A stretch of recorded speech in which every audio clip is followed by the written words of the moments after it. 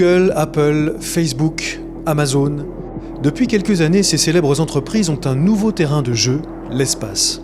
Elles rêvent de fabriquer des lanceurs réutilisables, d'envoyer des touristes dans l'espace, de connecter le monde entier à Internet ou de filmer n'importe quel point de la Terre en haute définition grâce aux satellites. Et leurs premiers essais fructueux sont déconcertants. Mais qui sont ces entreprises ? Qu'est-ce qui les motive ? Et jusqu'où iront-elles, portées par cette vague qu'on appelle le New Space ? New Space, c'est l'apparition de nouveaux entrepreneurs privés aux États-Unis, principalement. Il y en a un petit peu dans d'autres pays, mais c'est principalement aux États-Unis, qui brutalement arrivent dans le domaine de l'espace et chamboulent pas mal de choses.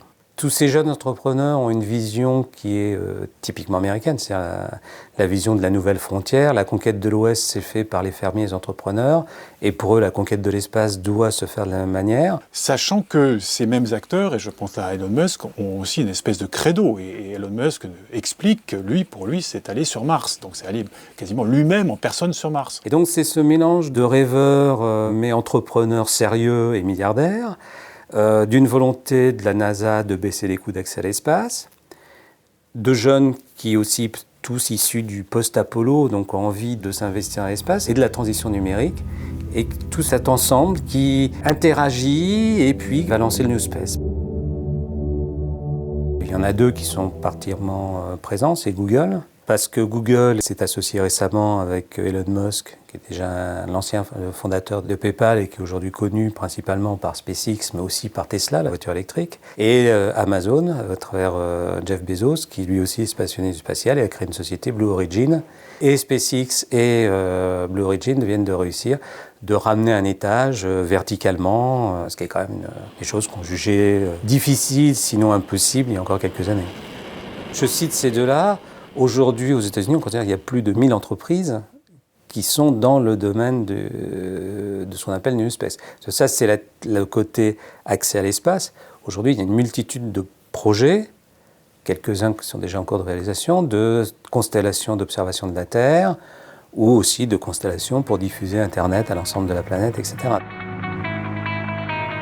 Il y a eu un acte assez intéressant de la part du gouvernement américain en novembre 2015, c'est celui de faire signer par le président Obama un acte, comme on dit aux États-Unis, en tout cas une autorisation de la part du gouvernement américain donnée aux ressortissants américains et de pouvoir s'approprier les ressources de l'espace. Il y a en particulier la possibilité, demain ou après-demain, d'exploiter les ressources minières des astéroïdes.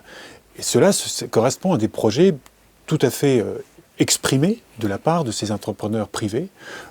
Par exemple, James Cameron, qui est bien connu pour ses films, a investi de l'argent dans une entreprise américaine donc, qui s'est donnée pour but d'exploiter donc minièrement des astéroïdes. Et cette entreprise a réalisé en 2015 des premiers tests de lancement de satellites qui sont des précurseurs encore lointains de telles possibilités techniques. Il y a en Europe des industriels qui d'ores et déjà travaillent avec ces entreprises privées américaines, avec ce New Space. Par exemple, il y a Skybox Imagine, qui est une filiale maintenant de Google, qui va faire une constellation de satellites. C'est Arianespace qui va lancer les satellites de Skybox Imagine. OneWeb, qui se positionne sur l'Internet par satellite. C'est Airbus Defence and Space qui va fabriquer les satellites. Et Arianespace qui va les lancer. Quand l'Europe, le CNES était le maître d'œuvre, a créé Arianespace en 1980, le premier lancement en 1979, Ariane, on était les SpaceX de l'époque. On a complètement cassé ce que faisait la NASA à l'époque. Et si aujourd'hui 50% des satellites de télécom dans le monde ont été lancés par Ariane, c'est parce qu'on a complètement bouleversé le marché. Aujourd'hui, SpaceX et d'autres sont arrivés, bouleversent. À nous maintenant d'essayer d'inventer l'étape suivante qui nous permettra à nouveau de bouleverser les choses. Le New Space n'est qu'un élément d'un domaine plus large de développement qui a son cœur dans la Silicon Valley californienne, aux États-Unis, et qui pourrait aussi demain avoir d'autres lieux de développement. Donc il y a, à mon sens, une réelle attention à porter sur ce type de projet, attention économique, politique et même éthique. 50 feet, 7 feet per second.